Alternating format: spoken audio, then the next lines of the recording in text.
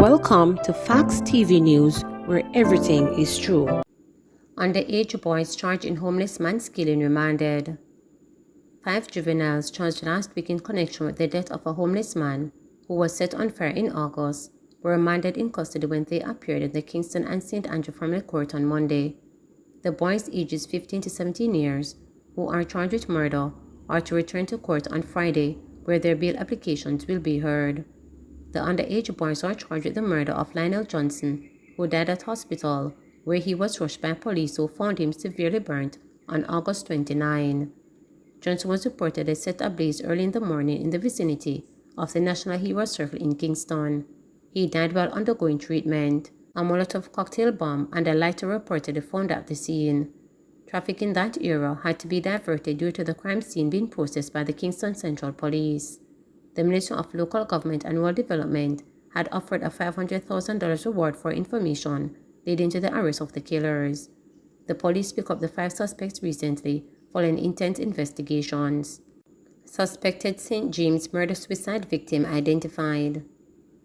Lawmen in St. James have identified the woman who was killed in the suspected murder-suicide at a house in Paradise Heights in the parish on Friday night. She is 28-year-old Georgina Reed, a waitress of a Paradise Heights address. Reed's partner, 42-year-old hotel worker Ella Russell, was also found dead. According to the constable's communication unit, cops were alerted to the house in the area about 7:30 Friday evening after residents reported they heard a woman crying for help. On their arrival, Russell was seen lying on his veranda with a stab wound to his upper body, while Reed was seen lying on her back. The man's stab wound is suspected to be self-inflicted. The police were unable to ascertain Reed's cause of death. She had no visible wounds, the reporters were told. They were both taken to the nearby Conner Regional Hospital where they were pronounced dead. When observers visited the St. James residential community on Monday morning, one man said the couple recently moved to the community and had maintained a low profile. As some new people them, so me never know them good. Me just hear said the woman stab up the man, said the resident who asked not to be named. Me a go look and the woman no get no stab. It coming like a strangling strangler, he added. G2K slams vulgar utterances by Golden in Clifton Community Matter. Generation 2000 G2K, the young professional affiliate of the Jamaica Labour Party JLP, is describing a vulgar and new low utterances from opposition leader Mark Golden that the People's National Party PNP will be facilitating legal action against the government due to the destruction of 10 unfinished structures on state-owned lands in St. Catherine. On Sunday, Golden stated that chairperson of the Human Rights Commission of the PNP, attorney Issa Buchanan, will be assisting in the legal representation on behalf of those affected. Our councillors will come together to assist the residents with a contribution of funding towards their legal fees to seek full compensation, Golden said. Golden added that the party's women's movement will also be sourcing counseling sessions for the residents who he described as traumatized by their callous and wanton act by the government against vulnerable citizens. In a release on Monday, G2K stated that the 10 structures removed from the property were not occupied by any individual and that construction was significantly incomplete. The wrongful owners were given several months' notice to remove the illegal structure from the property in question. In the context of the evidence that has surfaced, Generation 2000 finds as vulgar, unprincipled and disappointing words by the PNP president that the PNP will be seeking to punish the government for taking a stand in the interest of law and order. According to the G2K, the PNP must decide and communicate to the Jamaica people whether they support corruption, anarchy and processes will facilitate ill-gotten gains. G2K says it supports Prime Minister Andrew Holness and the government, who are seeking to have as many people in the area access appropriate housing. Last week, Holness stated that the lands, which are in the Greater Bernard Lodge Development Area, have been designated for agricultural purposes. Holness also noted that SCJ Holding Limited, which owns the land, has given warnings and served notices to individuals to cease and desist from the structures, but the capturing and illegal construction has continued to the point where over 30 structures have been identified. La Curva High gets 2 buses from Japan.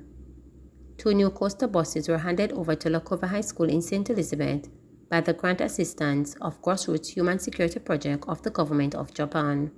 The project has been in operation since 1995 to help respond to the needs in education and other sectors of the economy. In January, the organization gave the institution a grant to purchase the buses. The grant was approved under the Ministry of Education and Youth Expansion Pilot School Bus Program and the Japanese organization. The total value of the grant was US $135,014. Minister of Education and Youth Favour Williams, in her address at the handover ceremony on October 7, said the buses represent a continuation of the excellent support to Jamaica's education system from the government of Japan has extended to us under the project, which was started in April of 2015. She noted that Jamaica and Japan have signed several similar agreements over the years, which are indicative of the strong bilateral relationship the countries have enjoyed since 1964. This underscores the friendship, understanding, and cooperation between our two countries, and we take the opportunity to commend the Ambassador of Japan to Jamaica for the continued support for education, Williams said. She added that investments in education such as these will benefit Lakova High and Jamaica as a whole. The minister explained that under the ministry's expansion pilot bus program, schools in need submit requests, whether directly or through the National Education Trust (NET), to the Embassy of Japan in Jamaica for final consideration under the Grant Assistance from Grassroots Human Security Project. Through this program, the government of Japan offers financial assistance for development projects designed to meet the diverse needs of developing countries such as Jamaica. The grants approved are used to purchase school buses from Toyota Jamaica for the improvement of the school's transportation system. This is a most welcome addition to the efforts of the ministry to expand the rural school bus service, she said. Williams pointed out that the government currently spends $395 million annually on transportation, primarily for students, on the Program of Advancement through Health and Education path regarding reaching some 7,500 students in terms of rural transportation.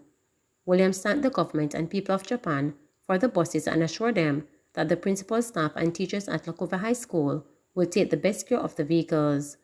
For his part, the ambassador said that both Jamaica and Japan share the belief that no country can develop effectively without investing in its people. The most vulnerable citizens, including our children, should never be left behind in the process of development, he emphasized. The ambassador said it is hoped that buses purchased through the Japanese organization will help to strengthen the education system on the island. Principal of Lakova High, Ricardo Bennett, said the school is eternally grateful for the kind consideration of the people of Japan, the Ministry of Education and Youth, the Lakova High School team, and the many friends of our school. Please remember to subscribe, like, share, and click the notification bell.